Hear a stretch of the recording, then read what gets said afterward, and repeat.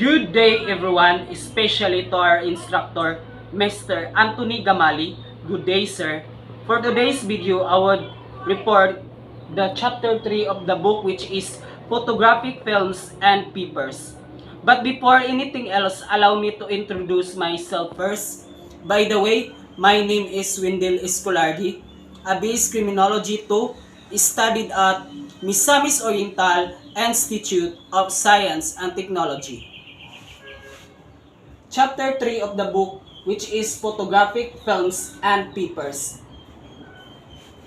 What is photographic films? Photographic films is a strip or shape of transparent film base coated on one side with a gelatin emulsion coating microscopically small light sensitive silver halide crystals. That size and other characteristic of the crystal determine the sensitivity, contrast, and resolution of the film. What is photographic papers?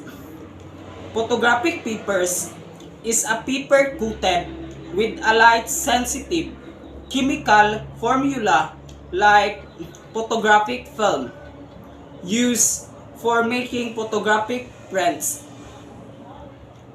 Why photographic film is important? Photographic film captures the image formed by light reflecting from the surface being photographed. The positive elements in the film are crystals of most often silver halide, which can change their structure when excited by light, which is photons. Why photographic paper is important? Photographic paper is a paper coated with a light-sensitive chemical formula like photographic film, used for making photographic prints. The initial light exposure is carefully controlled to produce a grayscale image on the paper with appropriate contrast and gradation. Photographic films and papers. Black and white film. A black and white film is basically made up of emulsion, gray, or anti-halation backing. First, emulsion, photographic of crystal light sensitive compounds, silver nitrate, evenly distribute throughout plastic-based material. It means that emulsion, it pertains to have a crystal sensitive compound. The light sensitive component is one of a mixture of silver halides, silver bromide, chloride, and iodide. From the word silver nitrate, it is an inorganic chemical with antiseptic activity. Silver halide emulsion. Silver halide emulsion are universally sensitive to the ultraviolet radiation and some wavelengths of blue light. They can be made sensitive to other colors of light and the near-infrared radiation by the addition of special synthesizing dye. Gelatin. Gelatin is universally used as the medium that holds the crystal in emulsion. It means that silver halides is very sensitive to ultraviolet radiation. They have sensitive to other colors, so that we must be careful for the process on it, and we must be careful for what colors that you put on it. Gelatin, it is useful for us. It is the thing that the responsibility is to hold the crystal of emulsion so that the process is better. Next, gray or anti-halation backing. The layer is placed between the emulsion and the plastic base of a film to prevent whatever light that passes through the emulsion and reflected by the base back to the emulsion, which form a halo. It means that this layer is put between the emulsion and the plastic base of a film to avoid any light that comes from the emulsion, and it also reflected to the base back to the emulsion, which form halo. Halo means having a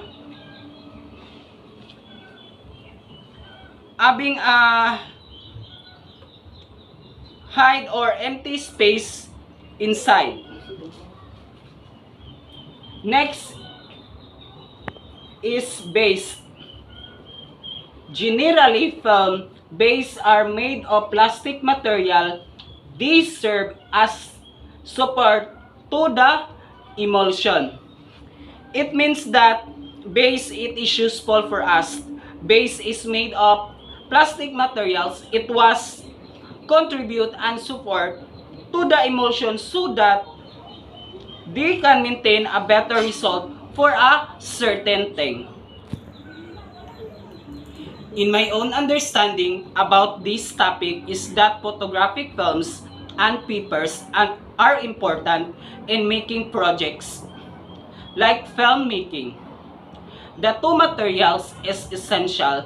As I can see in this topic, there's three important components: the emulsion, gray or anti-halation backing, and a support base. So these three components serves as the materials that I really need in making films. Thus, their presence is a must. Characteristics of B and W films.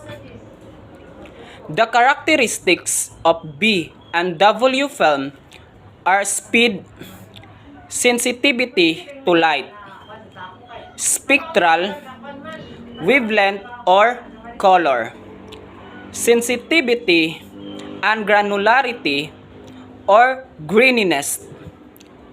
Although films are universally manufactured in about the same way, there are controlled variations in procedure, choice, and proportion of chemicals used in processing films of different characteristics.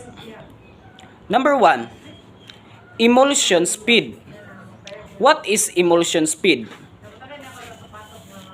Emulsion speed, the sensitivity of a photographic emulsion when exposed to light, provide that the film is developed through a standard process. Emulsion speed, the different indicators of emulsion speed as are follows. ESA, which is American Standards Association rating, this is expressed in arithmetical value. DIN, which is Deutsche Industry Normen rating, which is expressed in logarithmic value. ISO, which is International Standards Organization rating, This is expressed in the combined arithmetical and logarithmic values. Okay, let's proceed. Spectral sensitivity. What is spectral sensitivity? The spectral sensitivity of a microbe is defined as the relative ability of the microbe to absorb a photon as a function of wavelength over a range of wavelengths. Spectral sensitivity, the different classification of films as according to its spectral sensitivity are: first, blue sensitive film, sensitive to ultraviolet rays and blue light only. Next, orthochromatic film. Orthochromatic film, sensitive to ultraviolet rays and blue light only. Next, panchromatic film, sensitive to ultraviolet radiation to blue, green, and red light or colors. Next, infrared film. Infrared film, sensitive to ultraviolet rays to blue, green, red light, and infrared rays. Next, granularity or graininess. Granularity or graininess, this refers to the size of the metallic silver grains that are formed after development of an exposed film. Generally, the size of metallic silver grains are dependent on the emulsion speed of the film and the type of developing solution that is used in processing. The rule is the lower the emulsion speed rating of the film, the thinner is the grain, and conversely, the higher the emulsion speed rating of the film, the bigger are the grains. Likewise, a film developer will produce a finer grain than a paper developer when used for film processing.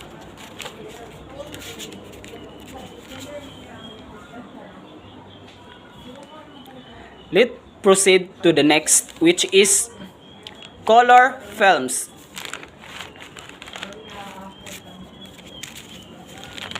Color films. A color film is a multi-emulsion coated on the same support or base. The top emulsion is sensitive to blue light only, since green and red light passes through it without effect. The blue light alone makes the exposure. A yellow filter layer above the middle emulsion absorbs any unused blue light and prevents it from reaching the two lower emulsion layer. The yellow color in the filter have no permanent effect on the appearance of the film because it is destroyed during processing. The middle emulsion is sensitive to green light, blue, but not to red light. Like all emulsion, the middle layer is also sensitive to blue light, but not blue light cannot reach it.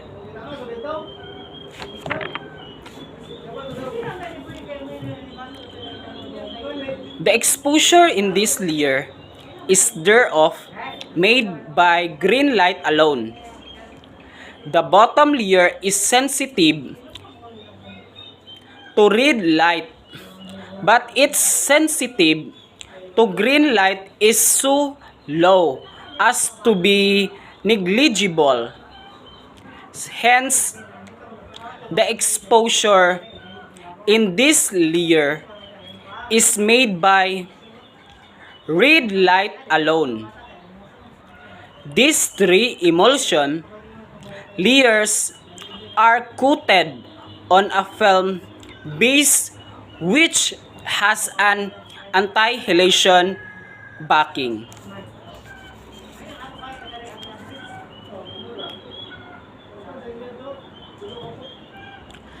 Let's proceed to the next types of color films.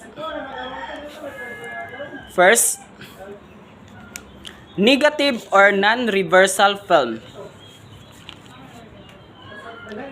The suffix color is given to negative or non-reversal film. These films yields either a negative or a positive image depending on how it is used. Example are Kodacolor, Fujicolor, Agfacolor, and etc. Negative or non-reversal films, it is pertains of depending on how image that you are going to use. Next, reversal film. The suffix chrome is applied to reversal material. This film, when processed, a positive image or transparency for projection viewing. Example are Kodachrome, Ektachrome, Fujichrome, Agfachrome, and etc.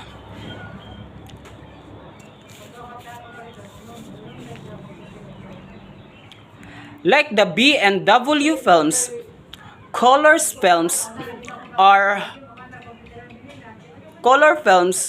also have emulsion speed with the same indicators, which is ESE, DIN, ISO, and the same ratings. Films, whether B and W or color, comes in variety or sizes and number of exposure. Let's proceed to the next, which is photographic papers, black and white. Photographic papers, black and white. Black and white papers typically use insensitive emulsion composed of silver bromide, silver chloride, or a combination of both. Photographic papers, black and white. Modern photographic papers are basically composed of a light-sensitive coating emulsion on a paper base or support. The emulsion suspended on a guillotine is generally made of silver halide salts to withstand the rigors of soaking in chemical solutions and water during processing and washing, as well as the variety of degree in humidity and temperature. The base is made of wood pulp. Characteristics of a photographic paper. Emulsion speed. Emulsion speed. First, chloride paper has a slow speed and is suited for a contact printing. Next, bromide paper has a fast speed and it is recommended for projection printing or enlarging. So this bromide paper is very fast speed of a projection, which we should use a we should recommend a projection to make it better. Chlorobromide paper is a multi-speed and could be used in both contact printing and enlarging. The contrast of an emulsion also affects the printing speed. For some papers, the lighter the contrast grade, the slower the speed.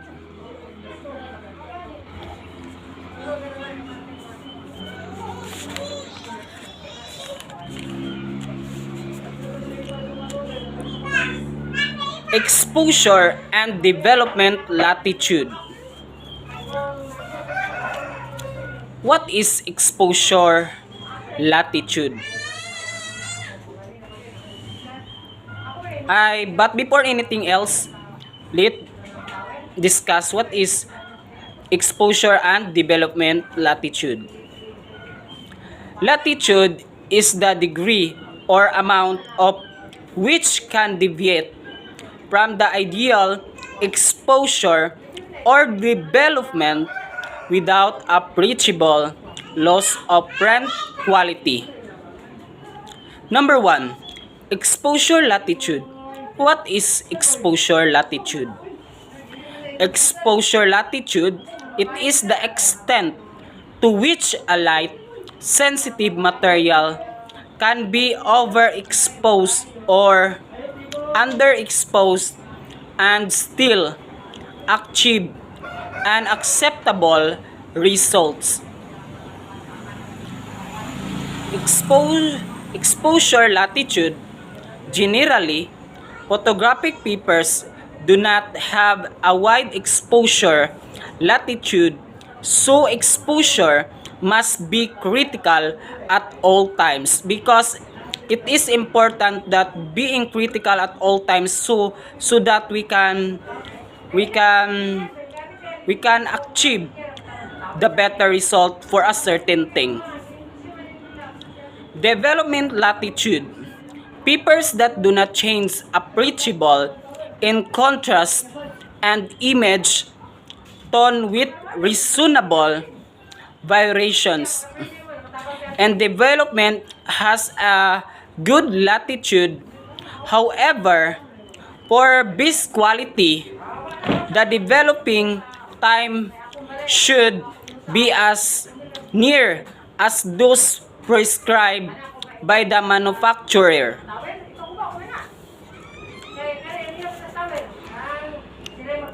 Next, contrast range or grade. Contrast range or grade.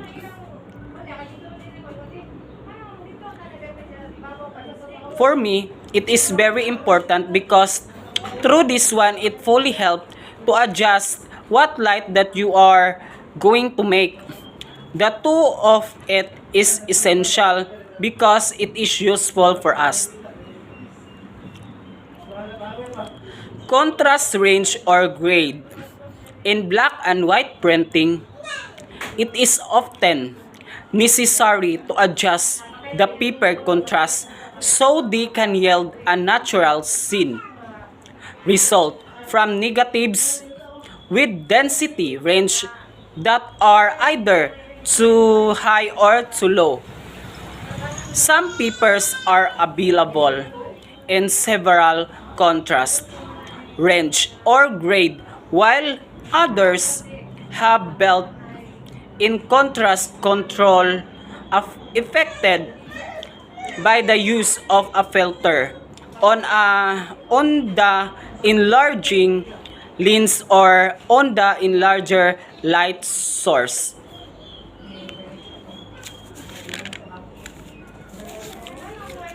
In most photographic papers, the contrast range or grade are indicated by numbers or 0 to 5.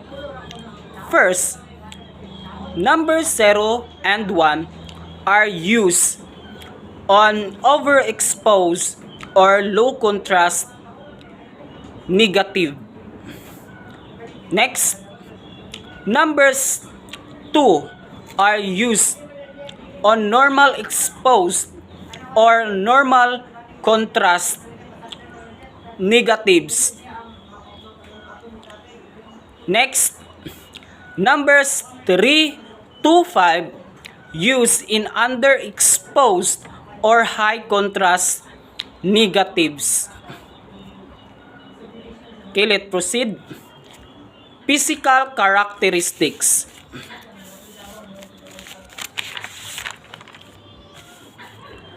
What is physical characteristics? For me, physical characteristics is essential because it can contribute something worthwhile. Through this one, it is a tool that a person must have as strong and healthy is the best characteristic that the person must have. In addition, physical characteristics are defining traits or features of a person's body. These are aspects of appearance that are visually apparent to others, even with no other information about the person. They can include a variety of things. Hair and facial features play a big role but aren't the whole picture. Physical characteristics. Under this category, photographic papers comes in different surface, base, thickness, or weight and color. Let me define. So, what is base thickness? Base thickness is the distance between the two CG interface, which usually coincide with the metallurgical PM junctions. With a body's relative mass or the quantity of matter contained by it, giving rise to the downward force, the heaviness of a person thing. Color. What is color? Color is the visual or perceptual property corresponding in humans to the categories called red, blue, yellow, and etc. Colors derives from the spectrum of light interacting in the eye with the spectral sensitivity of the light receptors.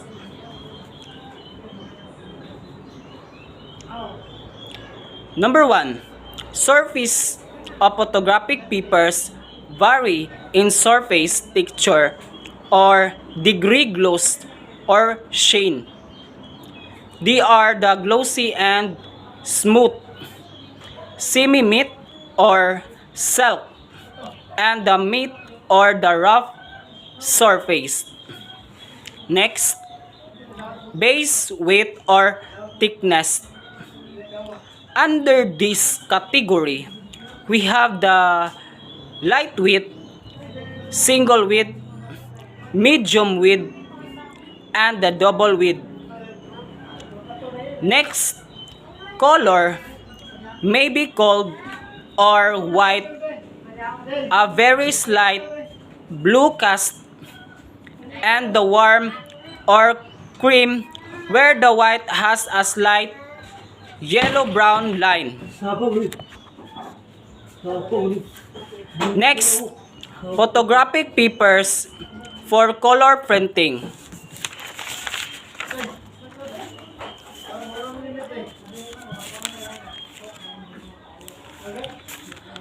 Photographic papers for color printing are essentially similar to the film used in the camera, except the emulsion layers are coated on a paper base and contain coupler, which are colorless. Colored couplers are not used because the print would then be unsuitable for direct viewing. Printing a negative in complementary colors on a non-reversal front reverses both the tone scale and the color of the negative. Thus, the final result is a positive reproduction within the accuracy limits of the photographic processes of the tones and colors of the original subject. Photographic papers, both color and black and white, are supplied in rolls or shaped in varying lengths or size. Based on my understanding about the chapter 3, the whole topic, which is photographic film and papers, is important because there's a process on it to make you achieve the better result of a certain thing. Through learning this topic, we can gain knowledge about photographic films and papers, so we can get an idea that soon, if we make a photographic film and papers, is we can apply the things that you have learned on it. So it fully helps us to create something worthwhile, and it gives the best result. Perhaps photographic films and papers is essential because it is useful and different aspect to our life. Thus, always put to our mind the importance of photographic films and papers because it is useful in our course, because we are a law enforcer someday, so that it is very important that we need to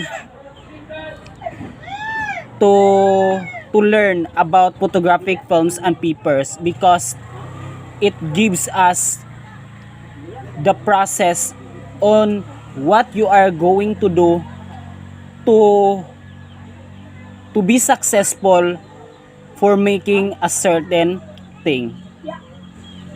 Therefore, photographic films and papers have a big impact to our life because it is very useful in different aspect, but we must know the process of how and what you are going to do to be successful of